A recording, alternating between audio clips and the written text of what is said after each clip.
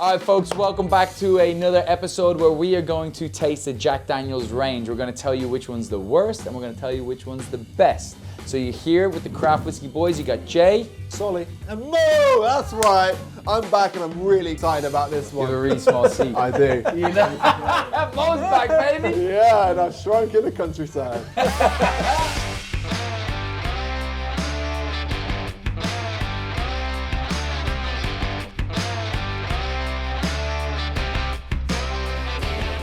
Sweets for my sweets, sugar for my honey. I would never drink that neat, ever. I'll give it a 1. Have you not been to a bar or a club recently? It's either that. I didn't know it was full of toothless people. Oh my god, yeah. It's like a JD on steroids. That's what you were about to say. JD with short man syndrome who's gone to the gym. It's making the same whiskeys. It's a single barrel. It's like, well, hang on a sec. You couldn't get it right when you were blending. So how are you going to get it right on a single, right? How are you going to get it right in a single? It's going to be way worse, but it's not. It's actually better. You are gold. Always believe. Put on that side, would you? Yeah. Don't want anywhere near me. Sack the whiskey off, get the karaoke out. Karaoke out. This is going to be my highest score ever for a Jack Daniels. 3.8. You're on the Glencairn today. I'm on the neat. And Sully's on a new glass that we got in because we're tasting a lot of different glasses because we are developing our own. So this is a glass made by the Whiskey Amigos, I believe, but they got it made in Dartington, Devon, which is my hometown. I was born in Dartington, and they have fantastic crystal glasses. So. There you go. I'm going to try this neat one, scientifically proven to be great. I've tasted from it once before, it's okay. And we're on the Glencairn. So, what I do know about Jack Daniel is he was of Welsh, Irish and Scottish descent. They came over to America. His grandfather came over, did their thing. He was a teenager working, and a guy called Dan Call, or Dan Cal, however you would pronounce it, C-A-L-L, Dan Call. Hi, this is Dan. Very simple. Brought him in under his wing to work in his distillery, he was a preacher, and it was like a kind of part-time moonshine in distillery. And the master distiller there, the head distiller, was Uncle Nearest. You know a little bit about Uncle Nathan Nearest Green? Yeah. So, you know, there's a lot of speculation as to who he was and where he came from, but he was, I think, going back to 1860, based on a certain plantation, but he was what history's forgotten as the first, African-American master distiller. Now, there's a range now today known as Uncle Nearest that honors his memory, but legend has it, Jack Daniel, as a child, used to go to the farm and wondered what the plumes of smoke were coming from the distance, which is obviously where he was distilling. Now, it has it that Uncle Nearest, as they call him in the area, actually taught Jack Daniel how to distill. No, that's true. That's actually part of the story. So he That went to part this of the story gets lost, and it's not the one that you find if you research. Exactly, yeah. But it is the truth. Dan Call set up a distillery, a moonshine distillery, as a preacher. His master distiller was Uncle Nearest, Nathan Green, who taught Jack Daniel. Eventually, over the years, even when Emancipation Proclamation came in and Nathan Green was no longer enslaved to be the distiller, he stayed on as the distiller because he just loved his job. And then eventually, Jack Daniel got a buyout from his family after his father passed, and he used that money with Dan Call to start Jack Daniel's distillery. Dan Call got out of it because he was a preacher for religious reasons when the whole temperance movement was coming in, and Jack Daniel had it to himself. I don't know whatever happened then with Uncle Nearest, if he ever stayed on or what happened there. I don't know that story. So they built the distillery, I think it was 1886, wasn't it? It was the first official, recognised distillery with a licence, I believe, in America. 1886, which seems quite late considering how long they've been in Ireland and Scotland, but I guess that makes sense.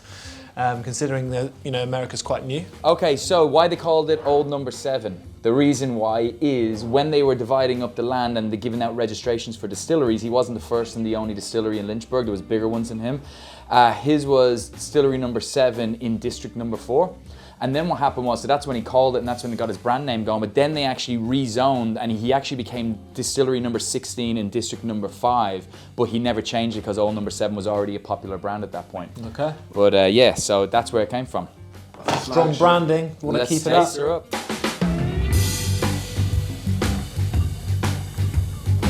So just so you know, this actually is in technical terms, this is just what you would call a straight bourbon. It's not a bourbon because it's charcoal filtered, so it misses that important step. But it is over 2 years old, which would technically make it a straight bourbon if they didn't do that step of charcoal filtering. It really, the smell really reminds me of hay, like horses. Do you know what I mean? There's a lot of ripe banana on it. You can nearly smell cola off it. Maybe that's just from the years of drinking Jack and Coke, but you can smell cola. I thought you said coal, and I was like, I can smell coal too. So we're not doing a 2-minute no cut no edit thing here. We're just tasting it, and we're going to move on and get through them as we can. Hopefully we don't spend too much time. But this one, obviously, there's more of a story about Jack Daniel's being told. The last time I drank it was like 10 years ago, and I took a shot, and I nearly threw up. Well, I think, okay, I'll admit I threw up. Yeah, you do. This is the first time I've actually drunk it since then. It's really good in the nose. It's not really good on the palate, and it's not really good on the finish at all. It's not really hitting anywhere on any of those categories there for me. Let's score it. I think this is the first time we've ever done a review and I've actually poured the whiskey. Yeah, well, we got a lot of whiskeys to go through, and The day is young. Are we going to score them as we go? yeah, let's score that one. 6.4 for me. Going for 6.4 on that Jack Daniels. Yeah. I'm giving it a 5.3. Oh my God, yeah. So I mean, I'll never drink that. Really, I don't think I'll ever drink that again unless I do. Yeah, maybe it for 6.4 content. is high, but I thought I'm just thinking I scored the Canadian whiskey 6, and I think it's slightly better for me sipping wise than the Canadian what's it called again? The Crown Royal. Crown Royal. Yeah, it's slightly better sipping than that. That's why where I benchmarked that 6. Okay. No, I would disagree. I put it, that was a 5. 5 neat. Yeah. Look, it's not the worst thing I've ever drank. I could definitely, if there was no other whiskey available, I'd drink on it. And look, Jack Daniel's is a very, very pop culture type whiskey. It's revered around the world. It's drank by a lot of people as a mixer in Coke. But yeah, neat, it would not be my go-to neat. The problem maybe for me is that once you have a bad experience with a drink, it tends to, if it goes anywhere near your nose or your mouth, you just like, ooh, shudder, right? So maybe that's influencing me slightly, but I don't see a time when I'll ever drink that again because I don't really like Coca-Cola, and Jack is not a sipping whiskey.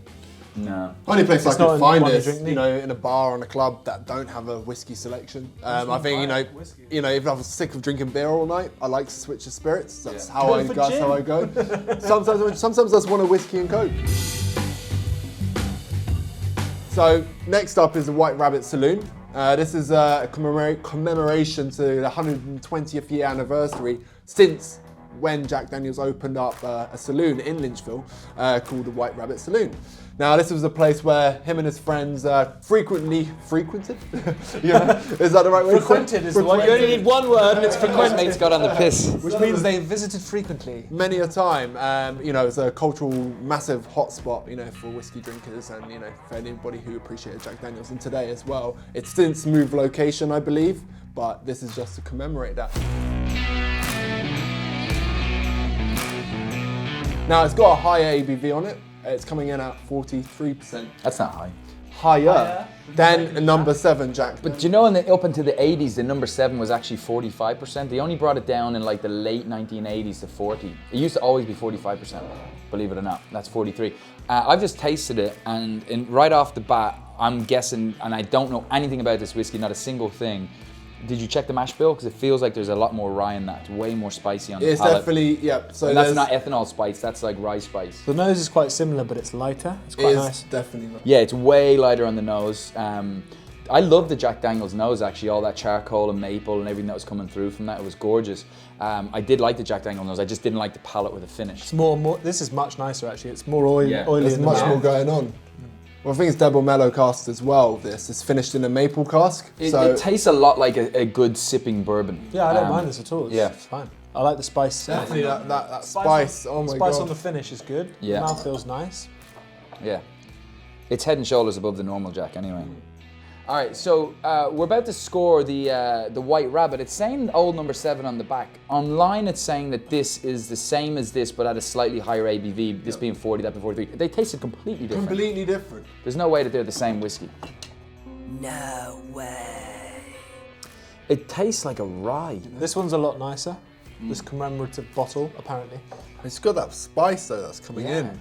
It's very peculiar. Well, if you guys in the comments know anything more about that we don't know, but we're definitely getting a far more spicier, in a good way, rye spice on the palate, much more elegant on the nose. Finish is far superior. It's head and shoulders above that. Let's give it a score, boys. It's not bad at all, that. What is it price-wise, you know? I believe it's at £50.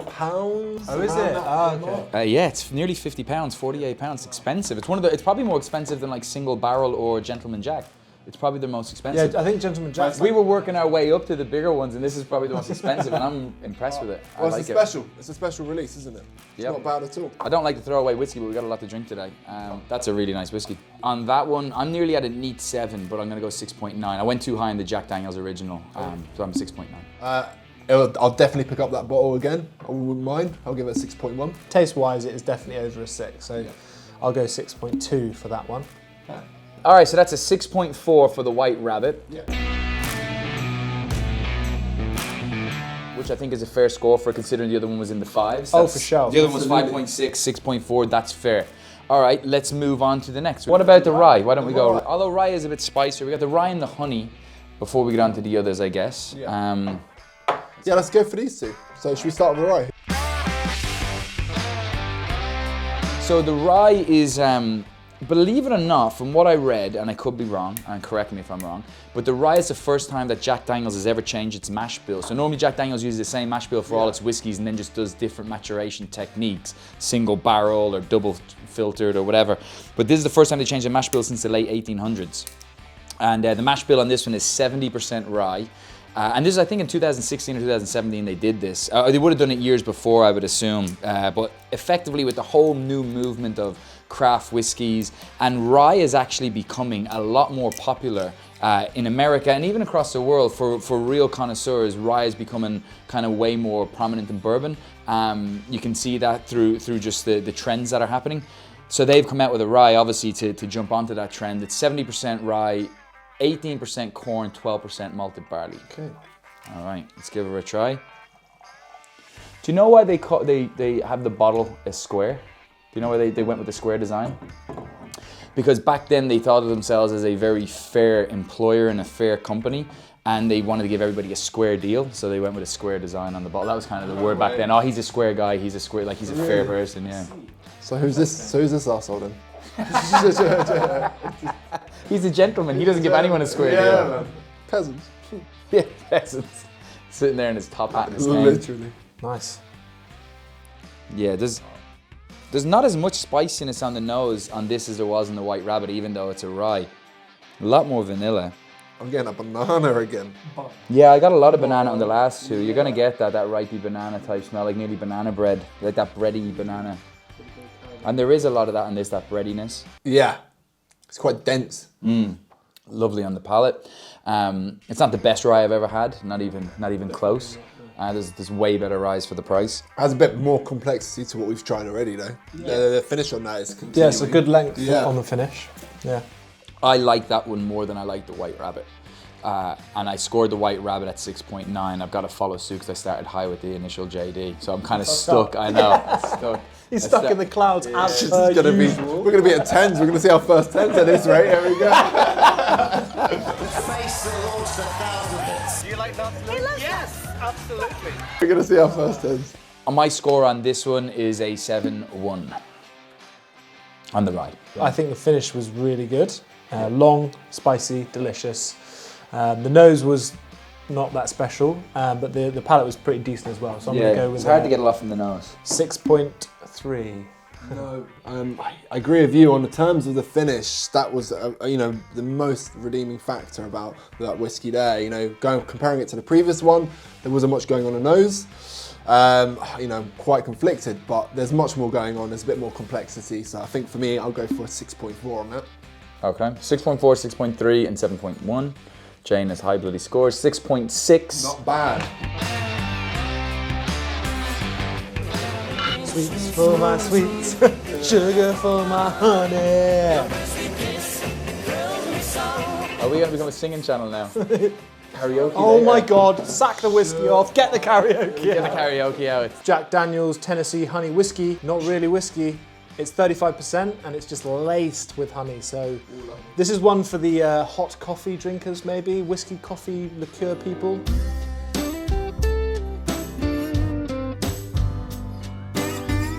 Yeah, so it was very hard to find, any information about this, and all I could find was that it was, a delicious sweet liqueur with hints of Jack Daniels. With hints of Jack Daniels. Yes, exactly. So Honey liqueur made for the makers of Jack Daniels. Okay, yeah, it's 35%. There is another one of these from Jack Daniels called the Apple Winter or whatever. But Yeah, we didn't get that It's a one. cinnamon one as well. It's a red label, isn't it? Oh, that's right, there is. We didn't get them because they're not real whiskies. We shouldn't have even got this one, These but are a lot of ones people we've rave heard a lot about it. about, though, typically from you guys, in terms of Jack Daniels. So we think we thought we'd get the core range in at least. That's sickly sweet. It's a gateway whiskey for people who don't like whiskey to be able to start drinking the sweet side, much like cocktails are a gateway into certain spirits. It's sickly Sorry, I sweet. took too much. It tastes like an Indian curry powder, Oh my sweet. goodness. doesn't it? That is literally the It first thing tastes I like thought. Indian curry powder. I can't get that out of the nose right now. All I'm smelling is curry powder. Don't get me wrong, I love a bloody good Indian curry. I think it's some of the best food on the planet. It's one of my favorite takeaways. But do I want it in my honey whiskey? No. The only use don't. I could potentially find for something like this You're gonna wash your glass would out. be to kind of mix it in a cocktail. I actually don't feel comfortable scoring it because I feel I'm biased, seeing as it's not a real whiskey and I don't like sweet drinks, so I can't score it. You have to, because we're scoring shit. Right, I'll give it a 1. Yeah, No, I'm joking. I'm joking. no, but honestly, I'm at like a 4.9. Yeah, 4, yeah. I would never drink that neat ever. Cocktail maybe, but it doesn't taste like honey at all. Let's not forget, this bottle is predominantly designed for people who are looking for something easy to drink on a night out. They're mixing that with Coca-Cola. That's easy to go down. I've seen, multiple guys and girls. Who's mixing that That's with Coca-Cola? A lot of people. so Have you not been to a bar or a club recently? It's either that. I didn't know it was full of toothless people. Oh my god, yeah. You don't It know would rot until your teeth. All right, let's get the next one. So we scored. I think 4.1's too high for that, but I'm gonna Yeah, go 4. 4. 4. Okay, 4's across the board. Average is a 4. Yeah. Put it on that side, would you? Yeah. Don't want anywhere near me. You are gold. Always believe. It is a very nice bottle, and this bottle only went out to the travel retail market when they released it. Okay. Obviously now it's a bit more accessible, you can find it in other areas. I know that this one was finished in maple casks. Yeah, Originally, yeah. it's matured in oak, as most of Jack Daniels does. Well, the feel from the bottle is this is going to be one of their better whiskeys. Maybe I should rinse my mouth out.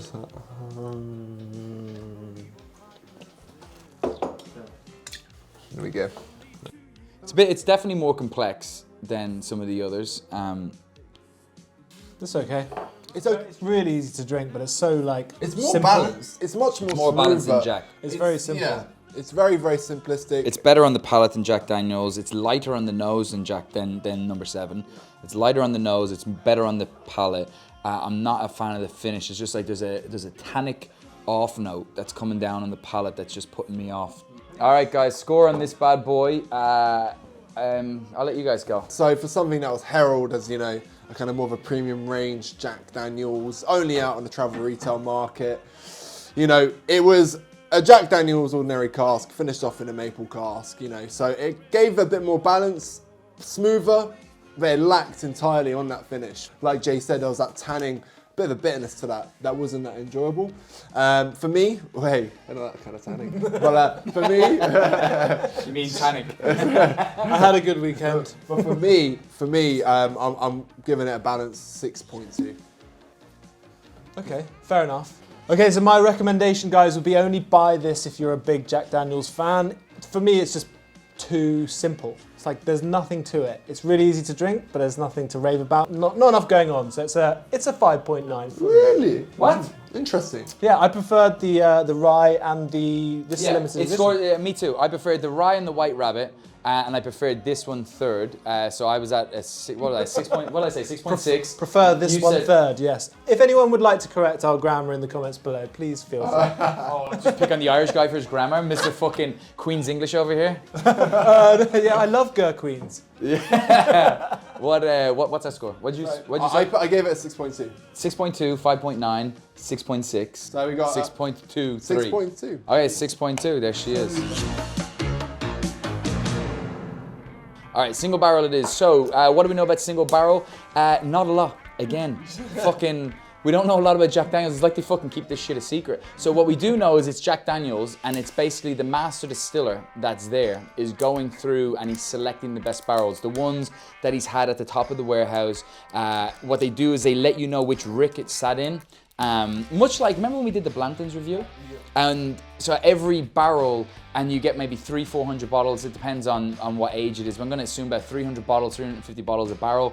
But so all it is it's 100 proof, which is 50% alcohol, so they're just taking, it's basically, I'm assuming it's cask strength, but I could be wrong.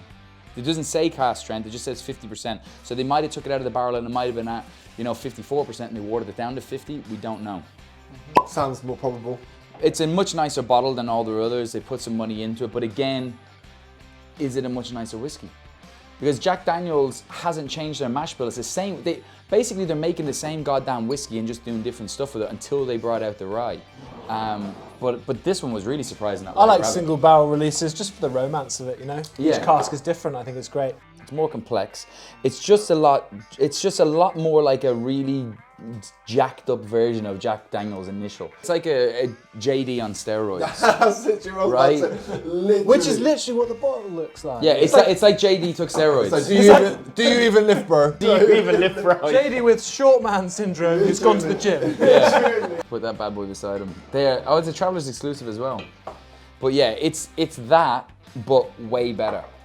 I think everything is just so sharp, on the nose, on the palate, and the finish. Just like, but that spice is really good and enjoyable. The barrel comes through really well on it. Just that virgin oak, American Kirkus Alba, that white oak that just comes through really, really well. You know what? As I've drunk and the further I've gone, it's got better for me. At a point now, it's probably going to be the first whiskey I finish out of the ones we've reviewed so far. Yeah, I'm not keen to throw it away. No, but it's much smoother in terms of the finish. This is a better version, but it is a very powerful version. It's angry. It's got bigger arms, but it's got a smaller willy, and it's really upset. It's very upset about it. That's what I'm getting. So. I think it's my favourite of all of them so far. It's the only one I finished. And I was expecting to give this one the worst score because Jack Daniels has been like, it's making the same whiskeys, it's a single barrel, it's like, oh, hang on a sec, you couldn't get it fucking right when you were blending. So how are you gonna get it right on a single, right? How are you gonna get it right in a single? It's gonna be way worse, but it's not, it's actually better. And I think that's attributed to the fact that the master distiller he has to stick to a certain recipe. You bring in new master distillers all the time, and this is the plight of a master distiller in a new facility. When you walk into a brand like Jack Daniels, your job is to keep the fucking same status quo. You gotta keep Jack Daniels tasting the same no matter what. Might not be the best, but you have to keep it tasting the same. So when you've an opportunity to go and create a new whiskey where it's the same whiskey, but there's barrels that are sitting at the top of the rick house, there's barrels that are sitting in different places, some that just come really, really deep into the staves and it just comes out. Because look, anyone that tells you that every barrel tastes the same are fucking idiots. They don't know whiskey. They do not all taste the same. The reason why whiskeys tend to taste the same is because they got a great blender that continually puts out a consistent product. But all the whiskeys are different in slightly. He's gone and selected the best ones, put this out, and it is better. This is going to be my highest score ever for a Jack Daniels. 3.8. I thought that the nose was okay. Okay, no, this is difficult, right? So the palate was nice, the mouthfeel was good. The finish was nice and spicy as well, which I liked, but I thought it was a little bit short. Not as short as the one that we did previously. But overall, I liked it. I think it was much better than anything else we've tasted. Score the fucking thing, Sully. 6.4. Ooh, 6.4. That's the highest one you've given. That's what I gave to the original, Jack. Well, I'll touch on what we've already discussed, really. It's quite out there. It's a roided Jack Daniels, as you would call it. Everything came in quite sharp, on the nose. I was like, wait, so much ethanol, too much spice, palate. But when you give it a bit of time, its nuances start to come through a little bit more. It's more balanced, exactly as you said. And I'm going to give it probably the highest score I've had yet, which would be a 7.3. 7.3. Good score. Wow. It's a good score. I'm up there too. I'm up. I have to be near 7s for this because I've given scores to all these other fucking things. 12.8. Yeah. It's a 10. Touchdown. Congratulations. No, it's for me it's a 7.5, which is still not exorbitantly high, but across the board it's a 7.1. last but not least, we have the Gentleman Jack for 3 non-gentlemans. This is the premium Jack Daniels.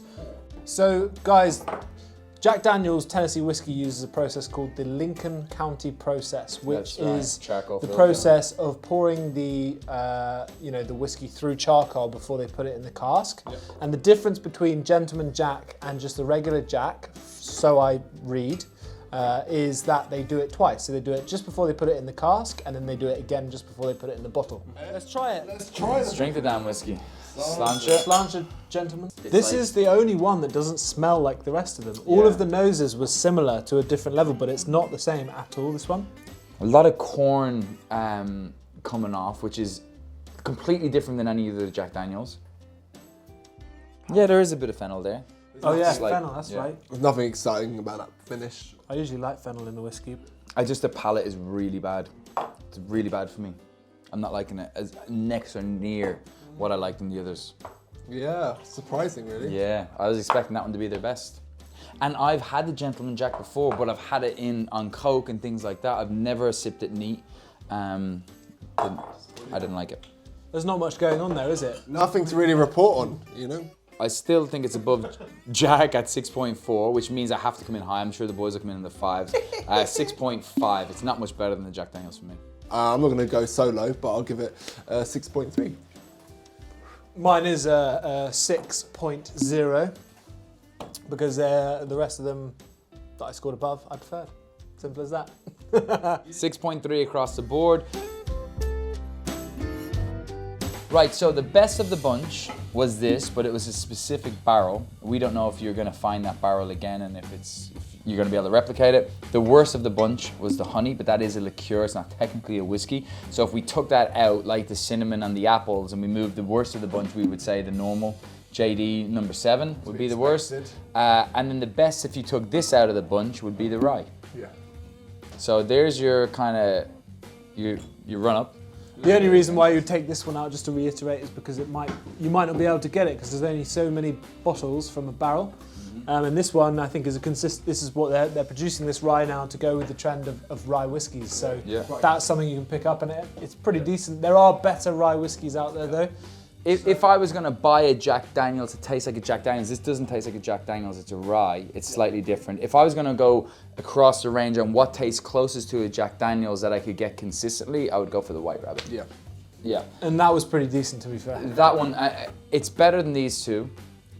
It's on par with the rye, but the rye is a completely different flavor profile. I just mean from a scoring point. This one you might not be able to get your hands on. That's terrible, that's terrible. So if you don't want to drink a rye and you want to drink more like a Tennessee whiskey, then the White Rabbit is the best of the range. It's better than the Gold, it's better than the Gentleman Jack, and you might not be able to replicate that. Absolutely.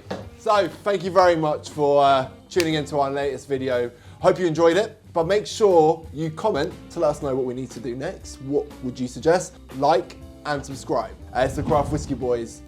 Take it easy. Take it easy. Take it easy. Oh, take it easy. You gotta run.